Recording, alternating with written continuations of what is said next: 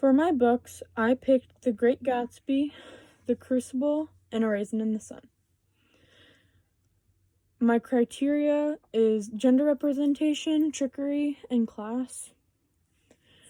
The synopsis of The Great Gatsby is The Great Gatsby follows Jay Gatsby and a man whose life revolves around one longing, which is to have Daisy Buchanan back in his arms. Gatsby's mission drives him to become the perfect American dream that ultimately drives him to sadness and death. The Crucible takes place in Salem, Massachusetts in 1692 during the Salem witch trials. The allegations and following trials drove the village into a panic which resulted in the arrests and deaths of many. A Raisin in the Sun is a story of a lower-class African-American family living on the south side of Chicago during the 1950s. The family looks to buy a house in the white middle-class area. In spite of the fact that the family has lost the rest of the insurance cash to the house they bought, they were informed that they would not be welcome into the white neighborhood by one of the neighbors. The family decides to ignore the threat and to push forward and move into the home.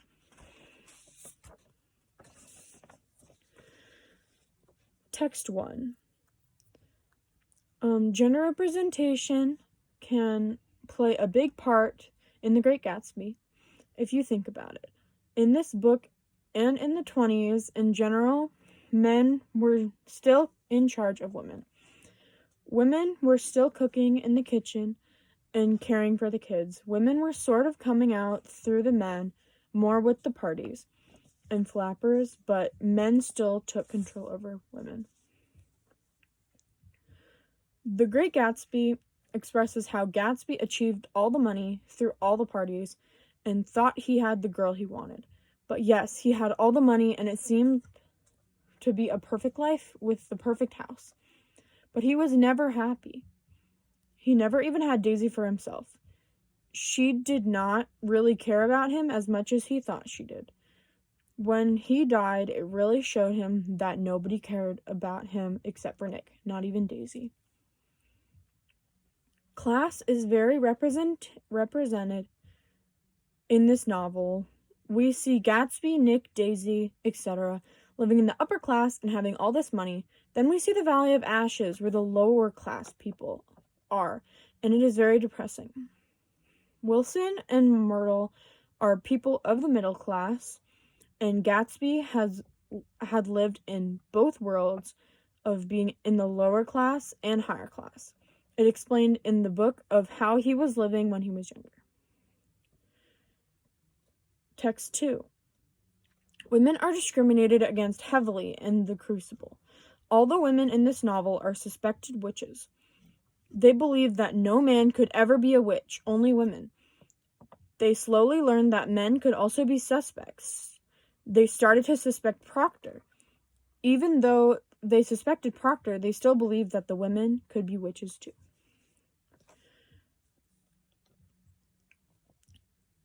There was so much trickery in this book. Most people were trying to trick people into believing someone else was a witch instead of them, so that they wouldn't get killed.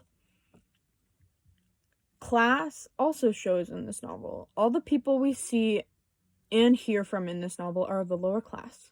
And in the movie, you even see them wearing rags. And their village is very small and not well kept. Text 3. Gender representation is very important in A Raisin in the Sun. It is mostly shown in Ruth and Walter's relationship. Ruth is very unrepresented, while Walter is the big masculine man that bosses around Ruth. She always does everything he tells her, but then you see Lena, the strong, empowering woman who is her own independent woman.